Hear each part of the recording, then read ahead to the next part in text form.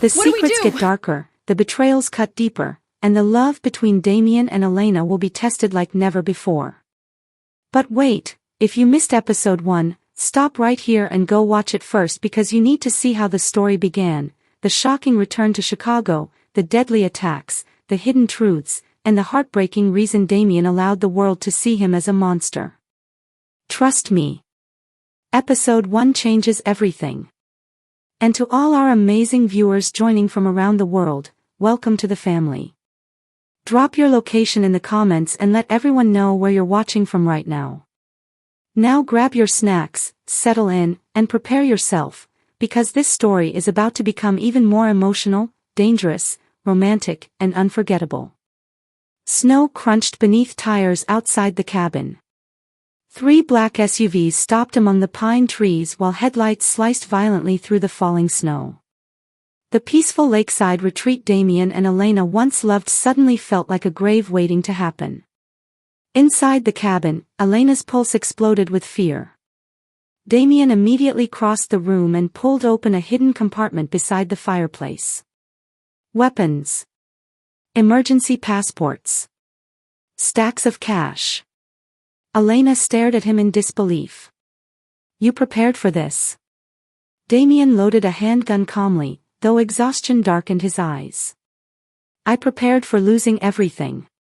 The honesty in his voice hurt more than the danger outside. Suddenly Damien's phone rang. Vincent. Damien answered immediately. Talk to me. Vincent sounded breathless, terrified. Someone inside Blackthorn betrayed you. A loud gunshot exploded through the call. Then silence. Elena's stomach dropped instantly. Vincent. No response came back. For the first time since Elena returned to Chicago, Damien looked genuinely shaken. Not angry. Not dangerous. Afraid. Outside, armed men spread through the snow with rifles and laser sights. Damien grabbed Elena's hand tightly. We're leaving through the back trail.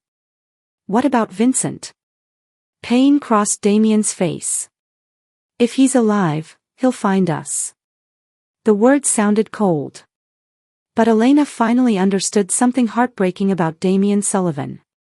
He had trained himself to survive pain because grief followed him everywhere. They escaped into the frozen forest while gunshots echoed through the trees behind them. Snow whipped violently across Elena's face as she struggled to keep up. Damien never released her hand once. Hours later, they reached a small abandoned roadside motel outside Milwaukee. The flickering neon sign buzzed weakly against the storm. Inside the tiny motel room, silence wrapped around them heavily. Elena sat at the edge of the bed while Damien stood near the window watching the parking lot like a man expecting death at any second. You think Vincent is dead? Elena whispered. Damien stayed quiet for a moment. Then softly. Yes. His voice carried pain so deep it shattered something inside her. For years, the world called Damien a monster. Yet every wound he carried came from trying to protect people he loved. Elena slowly stood. Why didn't you trust me enough to tell me the truth back then? Damien stared out into the snow. Because loving me became dangerous. That wasn't your choice to make. His voice cracked slightly. I watched innocent people disappear, Elena. I watched witnesses die.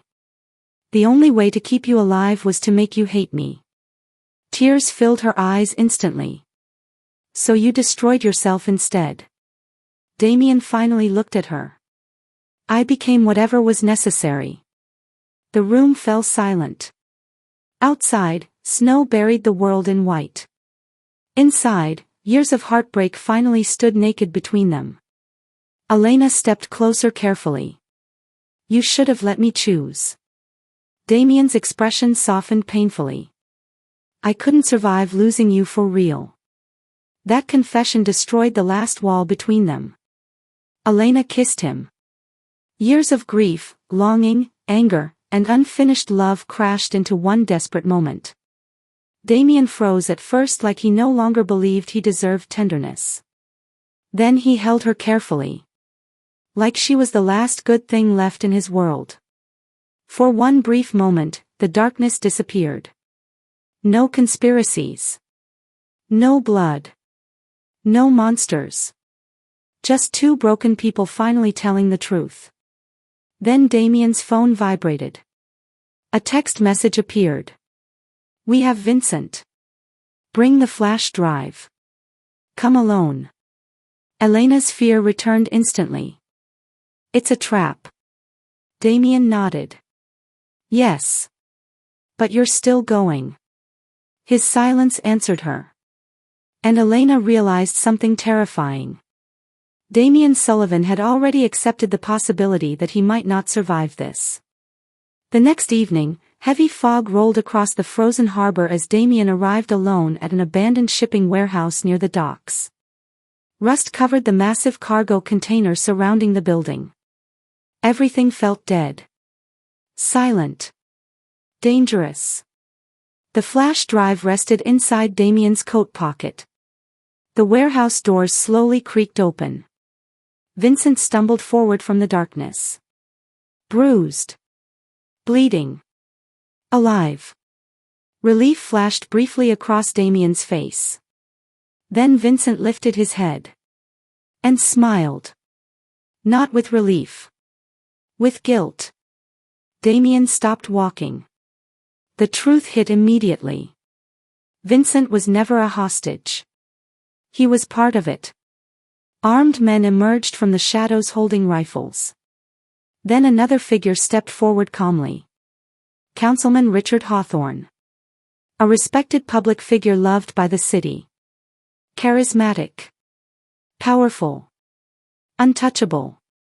And secretly the man behind the trafficking operation Adrian Bennett died trying to expose. Hawthorne smiled faintly. "You always were difficult to kill, Damien." Damien stared at Vincent with heartbreak more than rage. "Why?" Vincent couldn't meet his eyes. At first it was money, he admitted quietly. Then it became survival. Years of friendship collapsed in one sentence. "You sold innocent people," Damien said coldly. Vincent looked ashamed. "You think I wanted this? You chose it." Hawthorne stepped closer. "Give me the drive." Damien remained still. "You killed Adrian." Hawthorne smiled without emotion. "Your little journalist asked too many questions." Rage flashed through Damien's eyes. And suddenly, "Don't move." Elena appeared above the warehouse walkway holding a stolen pistol. Damien's eyes widened in shock. She wasn't supposed to be there. Hawthorne laughed softly. "You really do inspire loyalty." At that exact moment, chaos exploded. Gunfire ripped through the warehouse. Damien tackled Hawthorne behind steel crates while Elena fired toward armed men climbing the stairs. Everything descended into violence. But in the middle of the chaos, Vincent froze. Then he saw one of Hawthorne's men aiming directly at Elena. Something inside him broke. Vincent shoved Elena aside. The bullet struck him in the chest. Time stopped. Elena screamed.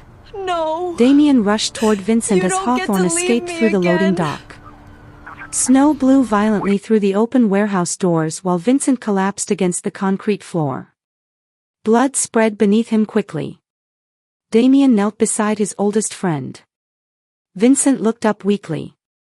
"I'm sorry." Every ounce of Damien's anger disappeared.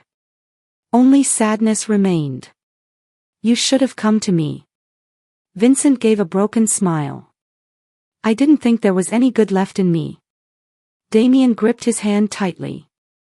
There was. Vincent looked toward Elena one last time. Then back at Damien. "Protect her." Moments later, his hand went still. Damien lowered his head silently. Another person he loved gone. But this time, grief became fuel. He stood slowly. and hunted Hawthorne through the warehouse. Outside, police sirens echoed through the harbor while snowstorm winds howled across the docks. Elena had secretly sent Adrian's files to multiple journalists before coming there. The truth was already spreading across the city. Hawthorne limped toward the frozen pier desperately. "You think exposing me changes anything?" he shouted. Damien walked toward him steadily. "It changes everything."